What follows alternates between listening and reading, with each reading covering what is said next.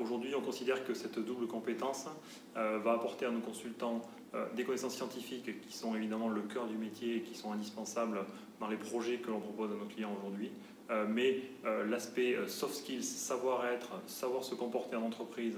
savoir comprendre les besoins du client, savoir adapter sa position à la situation, au contexte du client, c'est quelque chose qui est particulièrement bien enseigné aujourd'hui dans votre école et quelque chose qui nous semble précieux chez nous. Et c'est notamment cet aspect-là que l'on évalue lors de nos entretiens de recrutement, lors de notre process de recrutement. Et c'est quelque chose qui nous paraît très précieux et très pertinent dans ce que vous délivrez comme formation.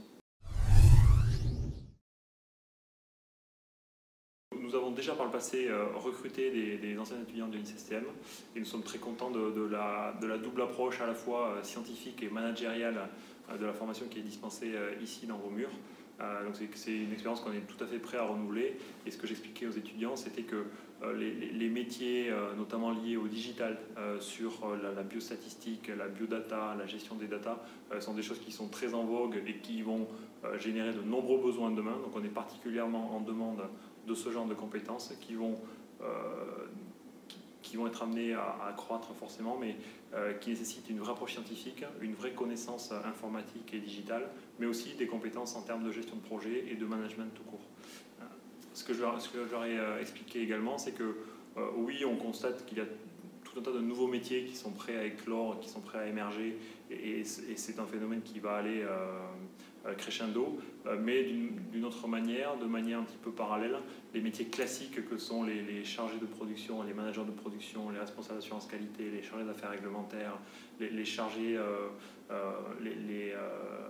d'affaires cliniques, sont des métiers qui sont classiques et qui existent déjà, qui vont certainement évoluer, mais qui vont perdurer, et ce sont des métiers sur lesquels nous positionnons de manière très forte et nous recrutons aussi en permanence. J'intervenais auprès des étudiants de l'INSSTM pour leur présenter les métiers de l'industrie pharmaceutique. Donc on a pu évoquer les différents métiers en partant de la R&D jusqu'à des métiers très orientés sites de production, et on va lire également les métiers liés au marketing ou à la vente. Mais le message que j'ai voulu faire passer aux étudiants aujourd'hui, c'était de se poser des questions avant d'embrasser une carrière, de joindre un premier métier, de qui ils étaient vraiment et de quel type de métier leur correspondrait vraiment.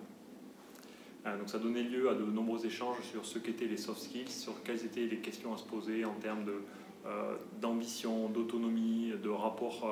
à la technicité, de rapport à la chose scientifique, mais aussi de rapport au salaire et à l'argent de manière générale, ce qui a suscité quelques débats dans la salle qui étaient particulièrement intéressants.